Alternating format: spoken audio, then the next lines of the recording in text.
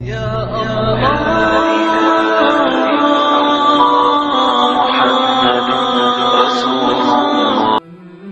شخص پکار کر کہہ رہا تھا، جو شخص مجھے دیکھے کسی پر ظلم نہ کرے۔ ایک شخص نے اس کی پکار سن کر پوچھا، اے شخص، تیری کیا کہانی ہے؟ اس نے اپنی یہ کہانی سنائی۔ میں ایک سپاہی تھا۔ ایک دن میں ساحل پر آیا۔ میں نے ایک شکاری کو دیکھا۔ اس نے ایک مچھلی پکڑی۔ میں نے اس سے کہا، یہ مچھلی مجھے دے دو۔ اس نے انکار کیا۔ میں نے کہا، میرے ہاتھ فروخت کر دو۔ اس نے انکار کیا۔ میں نے اس کے سر پر ایک کوڑا مارا اور مچھلی اس سے چھین لی۔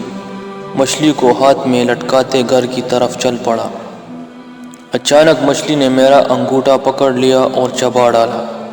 انگوٹھا چھڑانے کی بہت کوشش کی، لیکن انگوٹھا اس وقت نکلا جب اس میں سوراخ ہو چکے تھے۔ میں نے اس کو طبیب کو دکھایا۔ اس نے بتایا کہ یہ مرض آکلہ ہے، یعنی کینسر۔ انگوٹھا کاٹنا پڑے گا، ورنہ یہ مرض سارے جسم میں پھیل جائے گا اور تو ہلاک ہو جائے گا۔ میں نے انگوٹھا کٹوا دیا، لیکن مرض ہاتھ میں آ گیا۔ پھر میں نے ہاتھ کٹوا دیا۔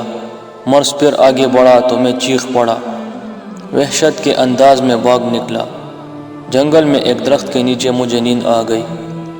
کسی نے خواب میں کہا، کب تک اپنے اعضاء ایک ایک کر کے کٹوائے گا؟ جس کا حق چینا ہے اسے لوٹا دے۔ اس وقت مجھے وہ مچھلی یاد آ گئی۔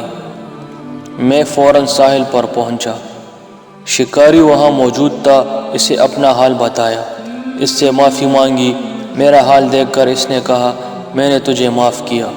اس کے کہتے ہی میرے ہاتھ کے کیڑے گرنے لگے۔ میں نے اس سے پوچھا، آپ نے بد دعا کیا کی تھی؟ اتنا تو بتا دے۔ اس نے بتایا، میں نے کہا تھا، اے اللہ، تو نے ہی اسے اور مجھے پیدا کیا۔ اس سے مجھ سے قوی بنایا اور مجھے کمزور۔ اس نے مجھ پر ظلم کیا، نہ تو نے مجھے اس سے بچایا، نہ اتنی طاقت دی کہ اس کے ظلم سے محفوظ رہتا اور اپنے آپ کو اس سے بچا لیتا۔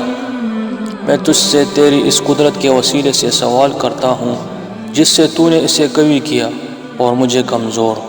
اس شخص کو مخلوق کے لیے عبرت بنا دے۔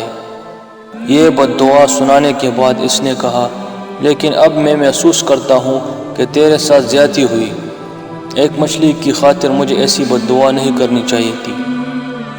لہٰذا اب تو میری طرف سے یہ قبول کر لے اور اسے اپنے کام میں لگا۔ یہ کہہ کر اس نے مجھے 20,000 درہم دیے۔